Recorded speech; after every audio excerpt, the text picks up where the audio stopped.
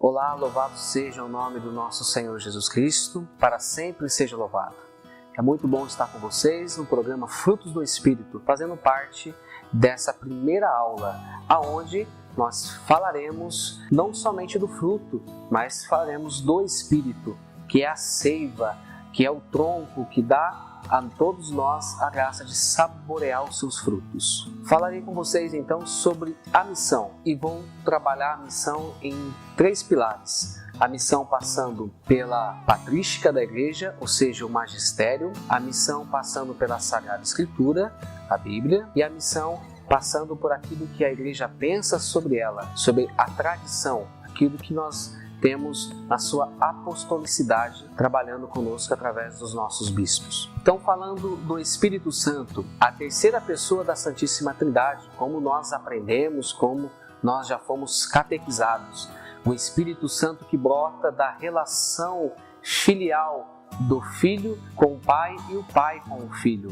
O Espírito Santo que tem a missão de protagonizar aquilo que Deus pensa, aquilo que Deus quer, a sua relação salvífica para todo homem e para toda mulher. O Espírito Santo que está em nós a partir do sacramento do batismo, o Espírito Santo que pode vir de uma forma nova e renovada e reavivar em nós a chama sacramental que é o batismo. Esse Espírito Santo nós podemos pedir, nós podemos tê-lo como amigo, como uma pessoa, porque ele é uma pessoa. Sendo uma pessoa, tem características diferentes do Pai e do Filho.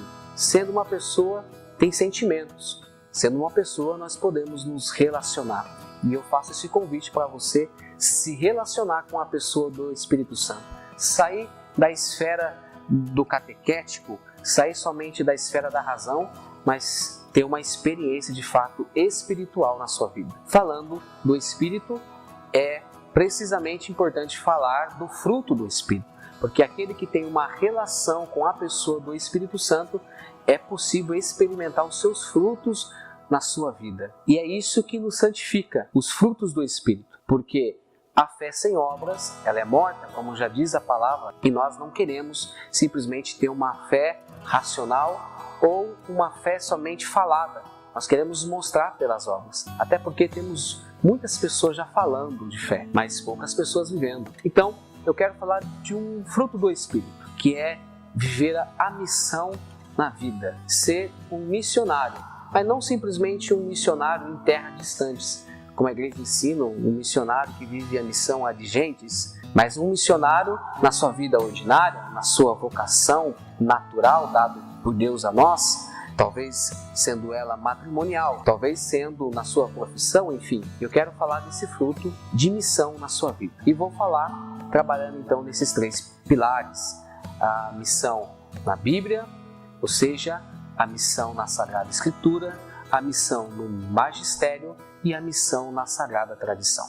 Primeiro vamos falar aquilo que é missão no Catecismo da Igreja Católica, ou seja, a missão no magistério da igreja. O Catecismo da Igreja Católica nos ensina que o Pai envia o Filho e o Espírito vem sobre o Filho para cumprir a vontade do Pai. A Santíssima Trindade sendo um mistério. Então nós vemos no Catecismo da Igreja Católica, ou seja, no magistério, que a missão do Pai é enviar o Filho e a missão do Espírito é vir sobre o Filho para cumprir a missão do Pai, que é a vontade do Pai. A missão e a vontade do Pai é que todos nós sejamos salvos e que o pecado não possa ter a última palavra, como diz o documento de Aparecida, Conferência Episcopal Latino-Americana e Caribe, onde que diz que a morte não deve ter a última palavra. Então o Espírito assume a missão, diz o Catecismo da Igreja, e nós vivendo uma relação com o Espírito, nós estamos vivendo a missão do Filho, o Filho que é Jesus Cristo. O Catecismo da Igreja Católica vai dizer também que estamos em um tempo de efusão do Espírito Santo,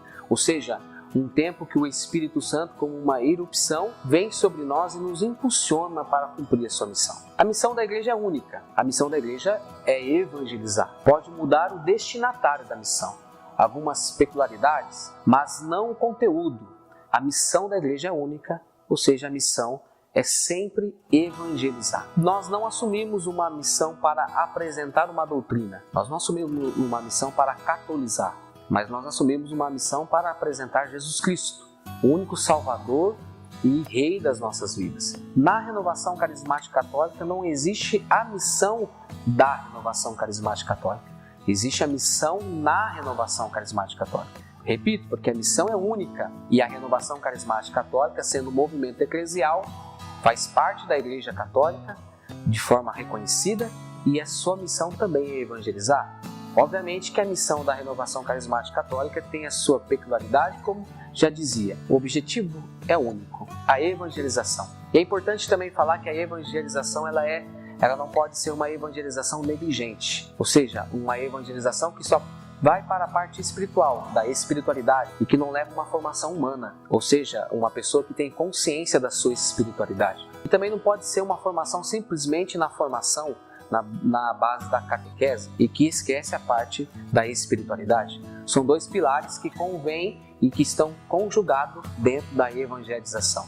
Se assim nós pecarmos com um, nós estamos negligenciando com a evangelização na igreja. Então a missão da renovação carismática católica é a missão da igreja. Também cito uma encíclica de São João Paulo II, Redemptoris Missio, que é uma encíclica em latim, que significa a missão do Redentor. Diz assim essa encíclica: a igreja nasce do lado aberto, ferido de amor de Jesus. O ferimento de amor de Jesus feito na cruz, na sua crucificação. Sua missão é missionar, participando da missão de Cristo, ou seja, a salvação de todos. Então a missão da igreja nasce lá, quando o soldado feriu o lado de Jesus. Lá nasce a missão da igreja. A missão da igreja nasce de um ferimento de amor. E a missão da igreja é missionar, ou seja, participar da missão de Cristo. Todos os membros de Cristo precisam estar organizados. O Catecismo da Igreja, no parágrafo 849, vai dizer isso. A missão tem a sua origem no amor eterno da Santíssima Trindade. Muito bonito ouvir isso, porque o Catecismo da Igreja vai nos mostrar que a missão é uma missão eterna, ou seja, não é um amor condicionado no tempo. Nós estamos condicionados no tempo, do passado, do presente e do futuro. Quando nós falamos em eternidade, nós estamos falando do aqui e agora. É um amor eterno. A missão é uma decisão e que nos leva à cruz, porque o amor eterno de Jesus, da Santíssima Trindade, o levou, ele cumpriu a sua missão até a morte de cruz e a sua ressurreição no domingo de Páscoa. Por que então o Pai mandou o Filho? Isso é importante nós refletirmos. Por que o Filho mandou o Espírito? E por que o Espírito move até hoje? Por amor à humanidade. Esse é um amor eterno e nunca vai mudar. O Pai envia o Filho por amor. O Filho morre na cruz e ressuscita por amor. O Filho envia o Espírito por amor. E o Espírito move até hoje em nossas vidas. Nós, da Renovação Carismática Católica, somos frutos deste amor, do Espírito que move na igreja. E somos uma corrente de graça, um sopro do Espírito dentro da igreja, no seio da humanidade, para a evangelização. A Santíssima Trindade ama a humanidade e quer a sua evangelização. O motivo da missão nós vemos na carta de São Paulo, 2 Coríntios, no capítulo 5, versículo 14, nos impulsiona. O motivo da missão é a evangelização e o gás, a seiva, o combustível para essa evangelização é o amor que nos impulsiona. O mundo não foi marcado por este amor.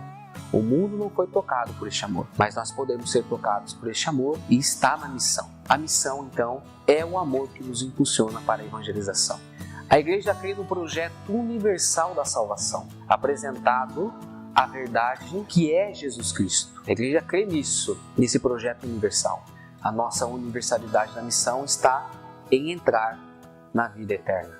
Então, para que nós possamos ir concluindo todo esse desenrolar sobre o fruto do Espírito, que eu estou falando especificamente da missão, eu quero falar com vocês também aquilo que a liturgia nos ensina. A liturgia nos ensina numa música muito antiga que nós caminhamos na estrada de Jesus, uma música do padre Joãozinho. O caminho é o mesmo, o caminho é Jesus Cristo. Inclusive, Ele é o caminho. Isaías 61, nós podemos observar isso. O Raniero Cantalamessa, também o pregador do Papa, ele vai nos ensinar que não é somente ajudar os pobres a missão, mas é comparticipar da missão sendo um pobre. Não estou falando pobre materialmente, mas um pobre de espírito. Não estou falando de pobre de espírito de miséria, mas estou falando de um pobre de espírito de humildade, que é uma virtude. O caminho da missão é o caminho da obediência. Cristo é obediente. A nossa missão não é simplesmente só por 2 anos, quando eu assumo alguma instância de serviço, sendo ela dentro do movimento Renovação Carismática Católica ou de qualquer outro movimento ou pastoral, a nossa missão ela é eterna. A nossa missão é quando Deus está nos dando a possibilidade de viver uma vida vivificada dessa relação espiritual com o Espírito. Redentoris Missio vai nos ensinar. Não é aquilo que fazemos. Não somos funcionários da igreja, mas somos a igreja, na força do Cristo ressuscitado. E eu deixo essa passagem para você que está em Redentoris Missio, como dizia, uma encíclica de São João Paulo II, da força do Cristo ressuscitado e evangelizar na missão. Aí existe uma pesquisa que vai nos mostrar que mais de 2 bilhões de pessoas ainda não ouviram falar de Jesus. Fora aqueles que ouviram, que dizem que são cristãos e não o são na prática. Então a nossa missão ainda ela tem um grande caminho. Nós não podemos viver uma falsa justificativa, uma missão retraída. Ficamos indiferentes com as situações das pessoas, ou com a miséria do mundo, ou com a nossa situação política. A nossa missão é ser aquilo que nós somos na missão. Ser discípulo e também ser missionário. Deus abençoe vocês e até a próxima.